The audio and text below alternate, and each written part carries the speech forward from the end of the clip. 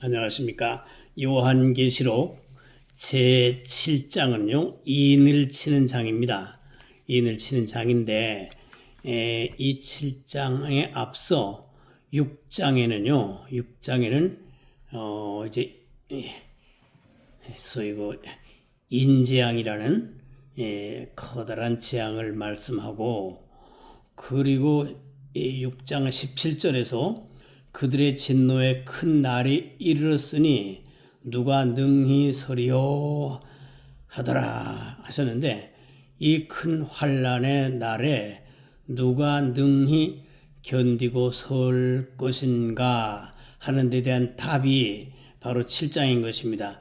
7장 넘어 8장에 가면 6장에서 6째 인까지만 떼고 7제가 보류됐던 그 7째 인이 이제 열리면서 거기서 이제 나팔 재앙이 일어나게 됩니다.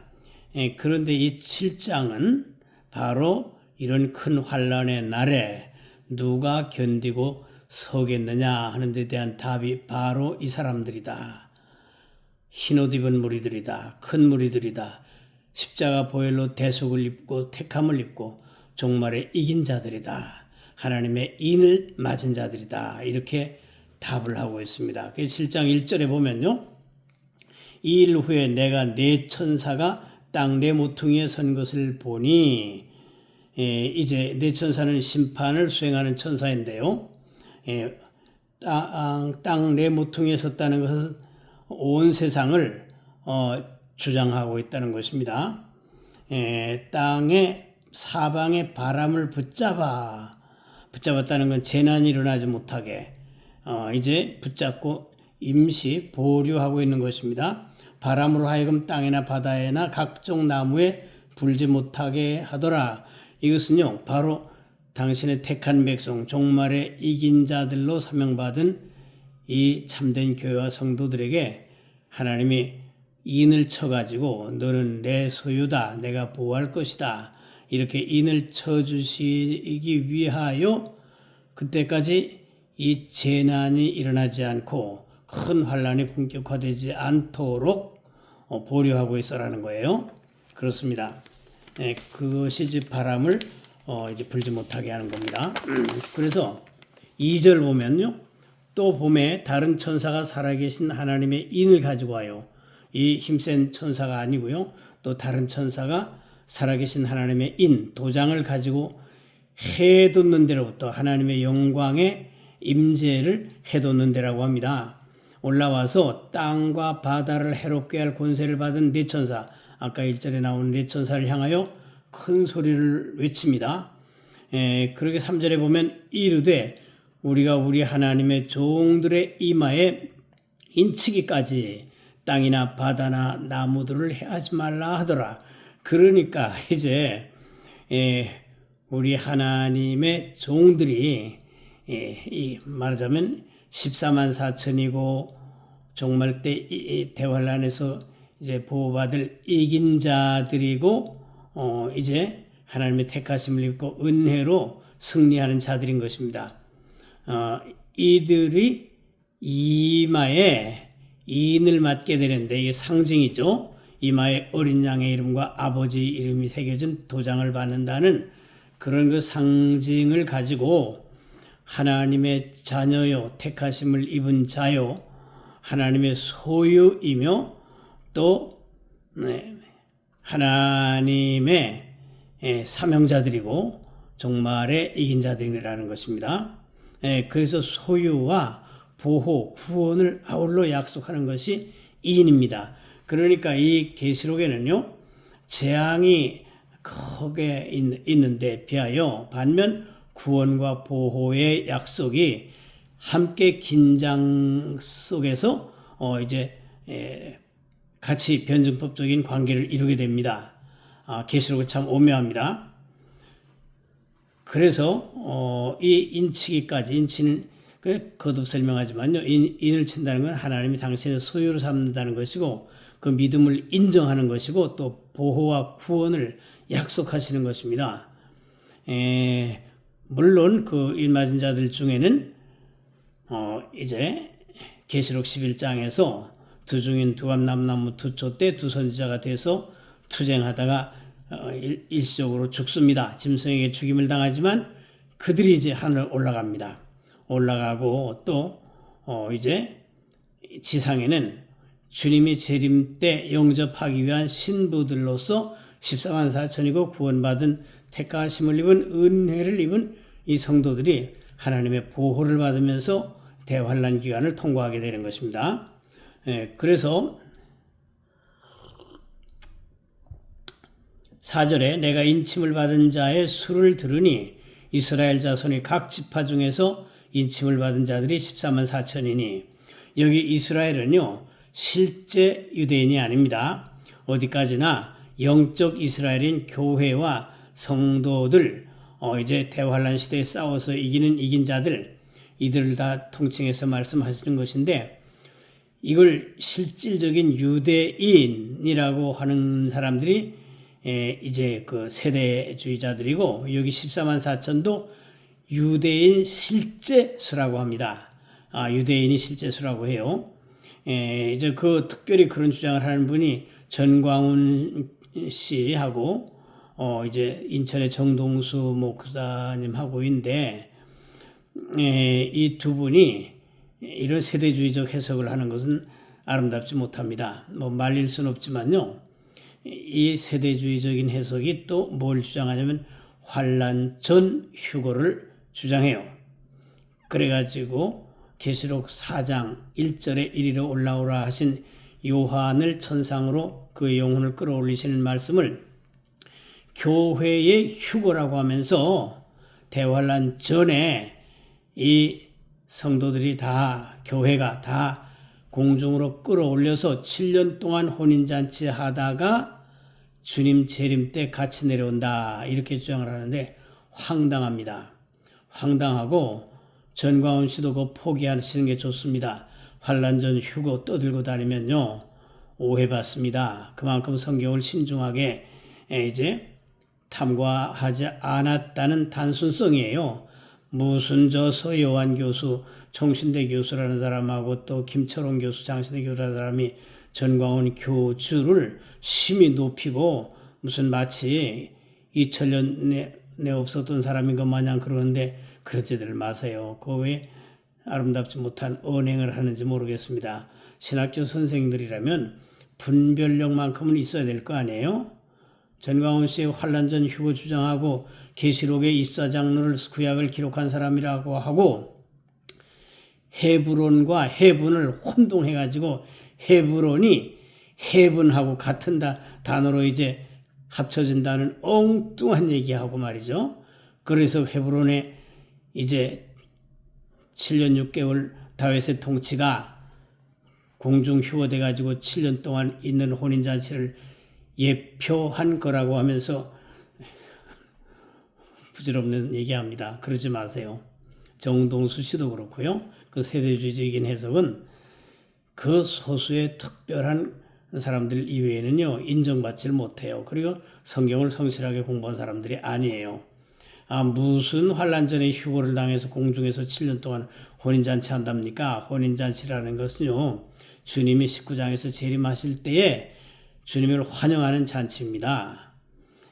환영하는 잔치인 것이고 그렇게 확대 해석하고 이상한 해석해가지고 공중에서 7년 동안 혼인잔치 하다가 주님과 함께 내려온다. 어떻게 교회가 대환란에 노출된단 말인가? 주님의 신부가 어떻게 대환란에 방치된단 말인가? 그런 감상적인 생각을 하면서 환란 전 휴거 주장하는 거 삼가세요. 많은 이제 피해를 입힙니다. 그런 주장이 옛날 다미선교회 짱 나는 거예요. 그렇기 때문에 전광훈 교주는 개통이 장로 개통이라고 하는데 그런 이상한 해석을 한단 말입니다. 그리고 거기 붙어가지고 무슨 전광훈 씨를 대단한 사람인 것 마냥 부추기는 그 신학 선생이라든지 목회자들 조심하세요. 그 책임을 어떻게 감당하려고 합니까? 하나님을 만혈히 여기고 망령되이 일컫고 험한 폭언을 삼는 그 교주를 갖다가 그렇게 감싸고 돌아요. 그래. 여기에 이제 14만 4천이라는 건 구약의 12지파, 신약의 12사도를 곱해가지고 나온 숫자인데, 신구약 통틀어서 구원받은 성도의 총수를 말하면서 강조점, 계시록에서의 강조점의 방점이 어디 있느냐? 대환란 시대에 이긴 자들에게 강조점을 두면서 이 말씀을 하시고 계신 것입니다. 그래서 14만 4천은 넓게 보면 구원받은 성도들의 택자들의 총수이고, 좁게 이제 적용하면은 대환란 시대, 이 종말 때 이긴 자들, 하나님의 인맞은 자들을 말합니다.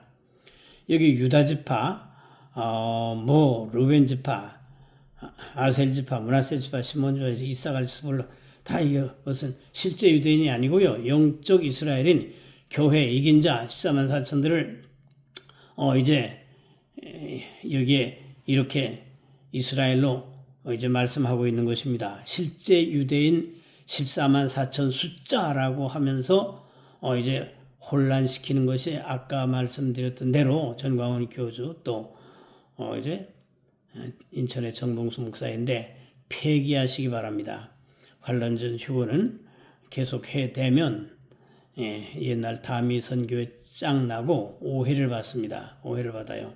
그렇기 때문에 삼가는 게 좋습니다. 많은 성도들이 그 말 들어가지고 말이죠, 환란에 대한 대비는 하지 않고 환란 전에 공중으로 끌어올릴 예산만 하면서 다 이제 거기에 몰입해 있게 되면요, 생활도 어려워집니다.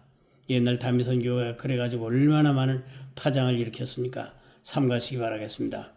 그러시고, 여기 단지파가 있는 것은 우리가 잘 아는 대로 단지파가 우상숭배했었고, 거기서 적그리스도가 나온다는 말들이 있었기 때문에 단지파가 빠졌습니다. 그거 참고하시고요.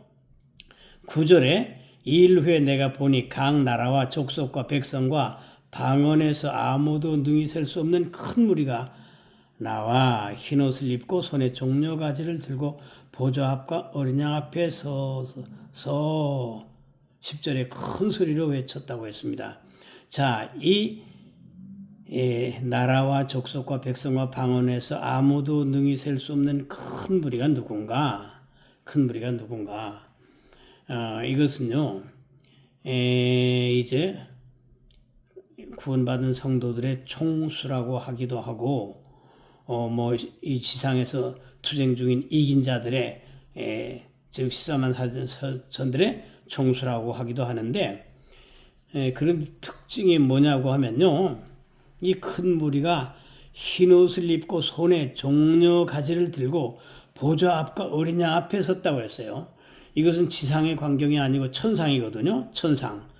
천상에서 종려 가지를 들고 보좌 앞과 어린 양 앞에 서 있다고 했는데, 이것은 지상 사건이 아니고 천상 사건이니까 어떤 분들은 이분들은 앞서간 우리의 성도들로 구성된 천상 교회를 말하는 것이다.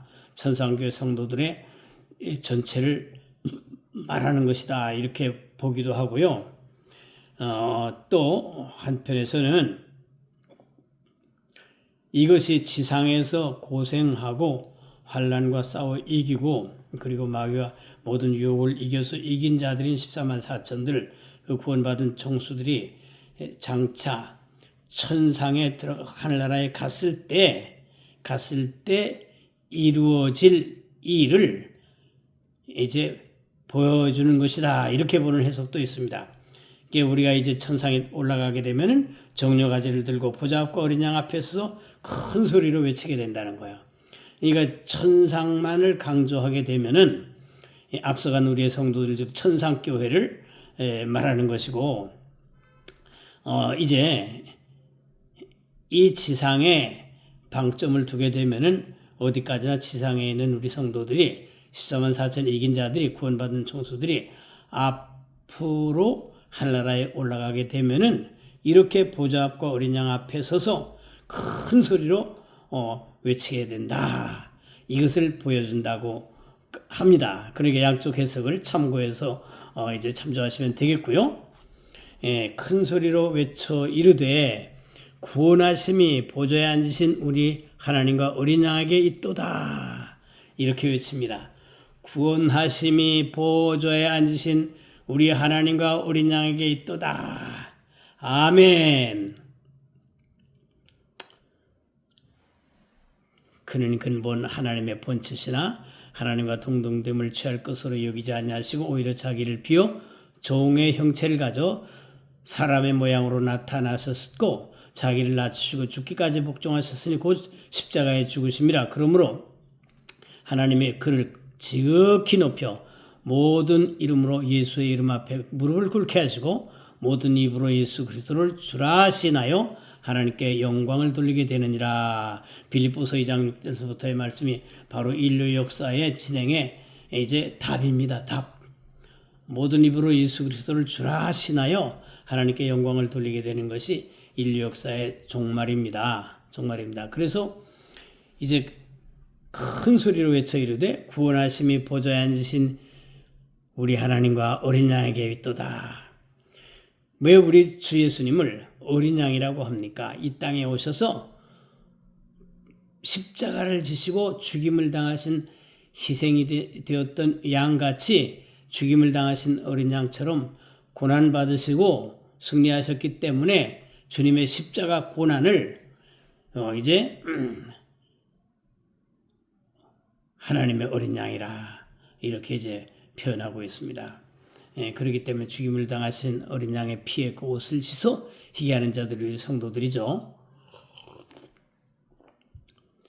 이렇게 이제 외치자 11절에 모든 천사가 보좌와 장로들과 네 생물의 주위에 서 있었습니다. 모든 천사, 전체 천사들이 보좌와 하나님 보좌와 장로들과 네 생물 주위에 서 있다가 보좌 앞에 엎드렸습니다. 이것은요, 보좌와 장로 이제 들과 네 생물 주위에 서 있다고 했는데 장로들과 네 생물이 엎드린 게 아닙니다.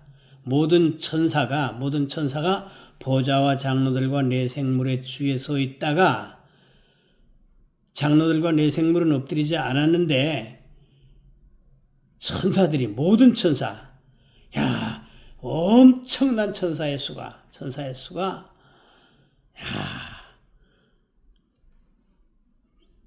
보좌 앞에 엎드려 얼굴을 대고 하나님께 경배하며 12절에 이르되 아멘. 찬송과 영광과 지혜와 감사와 존귀와 권능과 힘이 우리 하나님께 세세토록 있을지어다. 아멘 하더라. 그러니까 이제 9절과 10절은요. 이제 교회들, 천상교회든지 지상교회든지 구원받은 성도 이들 총체이죠. 전부이죠. 이들이 이제 큰 소리로 외쳐 구원하심이 보좌에 앉으신 우리 하나님과 어린 양에게 있도다 하고 외쳤는데 11절에 이제 보좌와 장로들은 지켜보는 가운데 네 생물도 지켜보는 가운데 모든 천사가 여기 네 생물은요 천사들 중에 최고 상위권 천사 하나님 보좌를 옹호하고 있는 아주 특별한 천사장들입니다. 그렇기 때문에 이 모든 천사가 보좌 앞에 엎드렸다고 했습니다. 얼굴을 땅에 대고 하나님께 경배하며 이르되 아멘. 찬송과 영광과 지혜와 감사와 존귀와 권능과 힘이 우리 하나님께 세토록 있을지어다. 아멘. 그렇습니다. 그래서 이제 천상과 지상교회 성도들이 외치고 찬양하고 모든 천사가 다 이렇게 얼굴을 대고 엎드려 얼굴을 땅에 대고 땅이 아니죠. 하늘이죠. 대고 하나님께 경배하여 아멘. 찬송과 영광과 지혜와 권사와 감사와 존귀와 권능과 힘, 즉 7가지입니다. 일곱은 하나님의 거룩한 수입니다. 그렇기 때문에 이 모든 것이 우리 하나님께 세세토록 있을지어다. 이 하나님은 삼일체십니다. 여호와 하나님이십니다. 성부, 성자, 성령 한 하나님이 세 인격을 가지고 계십니다. 삼일체 신비입니다. 그리고 아멘 하더라. 그 다음에 13절에 엎드리지 않고 서 있던 장로 중 하나가 응답하여 나에게 이르되 요한에게 이르되 이 흰옷 입은 자들이 누구며 또 어디서 왔느냐 했더니 14절에 요한이 대답합니다. 내가 말하기를 내 주여 당신이 하시나이다 하니 그가 나에게 이르되 이는 큰 환난에서 나오는 자들인데 어린 양의 피에 그 옷을 씻어 희게 하였느니라. 천상에 앞서간 성도들이든지 이 땅에서 이제 싸우고 하나님의 은혜 가운데 투쟁하는 우리 성도들이든지 간에 환난에서 나오는 자들이에요. 환난에 요한이 대변하고 있습니다. 요한이 말하기를 내 주여 당신이 아시다 하니 그가 나에게 이르되 이제 장로 중에 하나가 이르되 이는 큰 환난에서 나오는 자들이다. 환난과 핍박 중에도 성도는 신앙 지켰네. 아멘입니다. 우리가 일생 살면서 이따 환난과 싸우는 거 아닙니까? 개인적인 사정이든지 사회적인 현상이든지 자연재해든지 뭐 전쟁이든지 간에 인생살이가 고통입니다. 고통이에요. 피조물도 허무에 굴복되어 죽고 고통한다고 했습니다. 모든 피조물들도 하나님의 자녀들의 영광의 자유에 이르기를 원한다고 했습니다. 그렇기 때문에 이 세상살이가 그렇게 즐거운 순간이 좀 있는 것 같아도요, 고통이 변장을 해가지고 즐거움과 쾌락과 일시적인 이제 좋음으로 나온 거에 불과합니다. 곧 허무가 찾아와요. 곧 이제 고생이 찾아와요. 곧 다른 대가가 지불돼야 돼요. 그렇기 때문에 우리는요, 돌아갈 내 고향 하늘나라. 천상에 하나님 보좌 앞에 나타나야, 천국에 들어가야 고생이 없고 눈물이 없고 애통함과 곡함이 없지. 이 세상에서는요, 우리가 나그네요 청직입니다. 일시적으로 잠깐 왔다 가는 거예요. 그렇기 때문에 이 세상도 열심히 살고 성실히 살고 부지런히 살지만 어디까지나 돌아갈 내 고향 하늘나라. 우리 영혼의 고향이 천상이에요. 하늘의 천국이에요. 하나님이 생기를 이제 흙에게 불어넣어 가지고 아담을 만들어서 영혼과 육체가 합쳐진 인간으로 만들지 않았습니까? 그 생기가 바로 영혼입니다. 영혼이 바로 하나님에게서 이게 나온 거 아닙니까? 그렇기 때문에 우리가 이제 우리의 본향이 하늘나라입니다. 어떤 분은요, 고향이 어디 있습니까? 물으면 천국이라고 대답합니다. 절대 이 땅에서 전라도다, 경상도다, 강원도다 이런 소리 안 하고 저 천국에서 왔습니다. 그런 분이 있어요. 존경스러운 분이죠. 확실한 분이죠. 그래서 큰 환난에서 나오는 자들인데 어린 양의 피에 그 옷을 씻어 희게 하였느니라. 우리는요, 우리 심령이 가난한 자는 복이 있나니 천국이죠. 이것이 하셨는데 심령이 가난한 자가 어떻게 됩니까? 어린 양의 피에 그 옷을 씻어 희게 해야 돼요. 예? 돌을 닦고 마음 수련을 하고 별거 다 해도 안 됩니다. 어린 양의 피에 그 옷을 씻어 희게 해야 됩니다. 우리 영혼 안에 누적된 가시떨기, 돌밭, 길가와 같은 이 잡초들을요 제거하는 것은 어린 양의 피가 거기에 뿌려져야 됩니다. 증거돼야 됩니다. 고백돼야 됩니다. 그때 성령이 역사하셔서 우리 속사람에게 이는 가시떨기, 돌밭, 길가, 육신의 정욕, 안목의 정욕, 이 세상의 자랑을 제거해 주셔가지고 주의 성령님께 엎드러지게 만듭니다. 성령님은 삼위일체를 대표해서 와 계십니다. 아버지와 아들을 증거하십니다. 그렇기 때문에 우리 영혼은 신비한 자연과 초자연이 공존하는 것입니다. 우리 영혼은 육체의 이 자연적 질서 안에 있어요.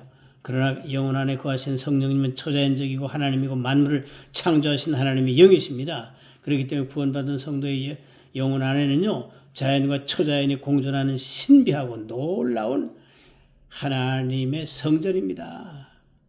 나의 마음 성전 삼고 주께서 계시네. 이 성령의 임재를 깊게 이제 실감해야 됩니다. 아마추어 기도 가지고는 안 돼요. 깊은 기도를 통해서 성령이 계시네, 할렐루야 함께 하시네, 좁은 길을 걸으며 항상 기뻐하는 것 주영이 함께 하심이라고 찬송만 하지 말고 그걸 실제화해야 돼요. 실제화해서 나와 동행하시고 모든 염려 아시니 나는 숲의 새와 같이 기쁘다. 내 영 만족하고서 크신 평화 얻음은 주의 영이 함께함이라. 이것이 리얼리티, 현실이 우리 속에 사실성으로, 구체성으로 아주 콘크리트하게 구체적인 경험으로 이제 삶이 이어져야 됩니다. 그거 얼마나 좋은데요. 얼마나 좋은데요. 평강이 넘쳐요. 기쁨이 계속돼요. 육적인 생활은 상당히 힘들고 고생스럽지만 영혼 안에 있는 성령이 구원을 증거해 주시고 영생을 증거해 주시고 어린 양의 피를 힘입게 하시고 그리고 이제 천국에 들어가서 영원한 삶을 누리게 될 것을 증거해 주시기 때문에 그 초자연적인 하나님의 성령의 감동 감화하심 안에서 우리 영혼이 기뻐하는 겁니다. 그러니까 변증법적이에요. 이 세상 살이는 힘들고 피곤해, 아파, 돈 없어, 그리고 실망이 많아. 근데 한편에서는 구원의 은혜를 기뻐하고 성령의 감동하여서 천국의 소망으로 즐겁니다. 이것이 소위 변증법적 신학이라는 겁니다. 이미 다 이루어졌지만 아직 아니라는 말 많이 들어보셨을 겁니다. 우리 양면 두 세계를 사는 거예요. 현실 세계와 영원한 천국 세계를 우리 영혼 안에, 우리의 삶 안에 구체화하고 있습니다. 그래서 우리 기쁨은 영혼 안에 거하시는 성령님의 증거와 감화 감동을 통하여 천상의 즐거움을 내 것으로 만들어 주실 때에 할렐루야 찬송이 저절로 나네. 아멘입니다. 큰 환난에서 나오는 자들인데 어린 양의 피에 그 옷을 씻어 희게 하였느니라. 그러므로 하나님이 그들이 하나님의 보좌 앞에 있고 보좌 앞에 있습니다. 그러니까 이것이 이제 지금 천상에 있는 하늘나라에 있는 우리 성도들도 지금 이제 하나님 보좌 앞에 있고 그의 성전에서 밤낮 하나님을 섬기고 있으며 우리도 장차 천국 가면 이렇게 된다는 걸 보여주고 있습니다. 보좌에 앉으시니가 그들 위해 장막을 쳤다고 그랬습니다. 장막을 친다는 건 동거 한 집에 산다는 거야. 한 집에 산다. 야, 우리가 그때는 지금은 거울로 보는 것 같이 희미하나 그때는 얼굴과 얼굴을 대하여 볼 것이요. 우리가 하나님 앞에 나타나서 이제 죽임을 당하신 어린 양 우리 주님 품에 안기고 일곱 영이신 성령의 인도로 아버지 앞에 서가지고요. 야, 천상 생활을 시작하게 됩니다. 그런데 한 장막에 사는 거야. 한 집에 사는 거야. 천국이라는 거대하고 화려하고 영광스러운 집에 한 집에 살면서 기뻐하고 경배하세 영광의 주 하나님 이렇게 은혜가 넘치게 됩니다. 그래서 우리 히브리서에 보면 우리 믿음의 선조들이 본향 찾기를 힘썼다고 했지 않습니까? 우리가 이 육신에 있는 고향을 말했다면 갈대아 우루, 바벨론, 갈대아 우루 다 이렇게 이제 뭐 경상도, 전라도, 충청도 하겠지만 하늘에 있는 본향을 찾는다 그랬습니다. 육신의 고향이 아니고 하늘에 있는 본향을 찾는다고 그랬습니다. 여러분도 이제 누가 고향 물어보거든 저 천국입니다. 이렇게 좀 대답해 보세요. 천국입니다. 제가 그런 성도를 만나보고요. 쇼킹했습니다. 나는 그러지 못했는데 이제까지 그러지 못했는데 저분은 난 천국이 고향입니다. 확실하게 말하는 걸 보고 와, 제가 일시적으로 졸았습니다. 졸았습니다. 이 목회자들이 성도들보다 기도가 부족한 경우가 많아요. 성도들 중에 기도 많이 해가지고 하나님과 깊은 교제에 들어가는데 목회자들은 도리어 기도가 성도들보다 약한 경우들이 많습니다. 물론 기도 많이 하시는 목사님들 있지만요. 여러 가지 바쁘다 보면 기도가 좀 부족해지는 경우들이 많이 있습니다. 근데 기도 깊이 하는 성도는 그렇게 고향이 천국입니다 하고 담대하게 말할 정도로 그런 거 심층적 신앙을 하고 있는 것을 우리가 볼 수 있습니다.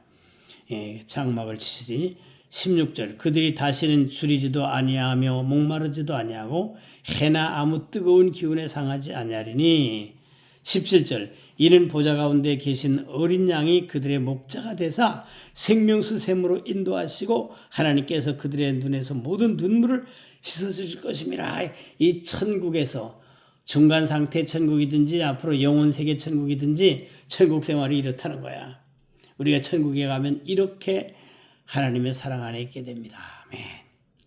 그래서 우리가 이 땅에서 주일 예배드리고 수요일도 금요일도 새벽기도도 하면서 11조도 바치고 감사금도 바치고 전도도 하고 열심히 내 평생 소원 이것뿐 주의 일 하다가 이 세상 이별하는 날 저 전당 가겠네.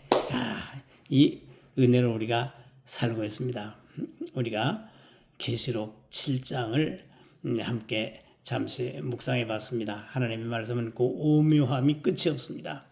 게다가 이 천국의 실상을 우리에게 보여주신다는 데서 얼마나 큰 참으로 소망이고 기쁨이고요. 희락인지 모릅니다. 우리가 육체 생명으로 끝난다면 얼마나 불쌍한 존재예요. 우리 주님이 내가 너희를 위하여 처소를 예비하러 가노라 했는데 이 계시록에는 처소를 보여주고 있습니다. 우리 처소에 서 있을 일, 우리 주님이 다스리는 천국의 처소들에서 있는 일들을 우리에게 이렇게 상세하게 보여주고 있습니다. 계시록 7장을 여러 번 읽고 또 읽고 묵상하시기 바랍니다. 오늘 말씀 순가한 것을 마음에 참고하시면서 계속 읽으셔가지고요. 은혜 위에 은혜가 넘치면 이 땅 위에 소망 구름 같고 부귀와 영화도 한 꿈일세 이렇게 여기고요. 돌아갈 내 고향 하늘나라 이 소망이 찬양과 함께 심중에 확신으로 오게 됩니다. 확신으로 오게 됩니다. 그러면 우리는 죽음을 이긴 자예요. 죽음을 이긴 자야. 죽음은 육체를 이 땅에 두는 과정에 불과합니다.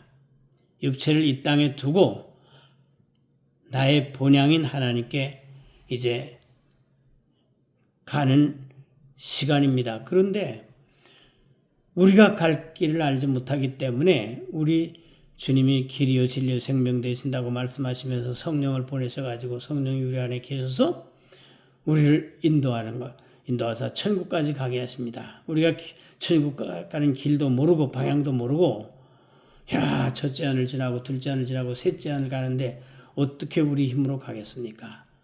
성령이 계시네 할렐루야 함께 하시네.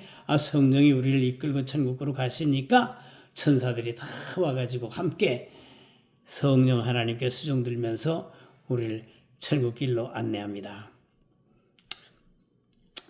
오늘 계시록 7장을 묵상하는데 함께 해주심을 감사하고요. 우리 옥에 계신 손현보 목사님께서 기도 많이 해주시고 한국 교회가 이 적화를 향하여 달려가고 있는 이 나라를 지켜낼 큰 사명에 이제 직면해 있다는 것을 명심해서 특별히 우리 대대형교회 목사님들과 교회 지도자들 이 나라의 이제 심각한 상황을 잘 인식하시고 이재명 대통령이 며칠 전에 뭐라고 했습니까? 여순 반란 사건을 옳은 거라고 잘한 거라고 칭찬하지 않습니까? 그런 역사관을 가진 사람이 지금 대통령이에요. 응? 대통령입니다.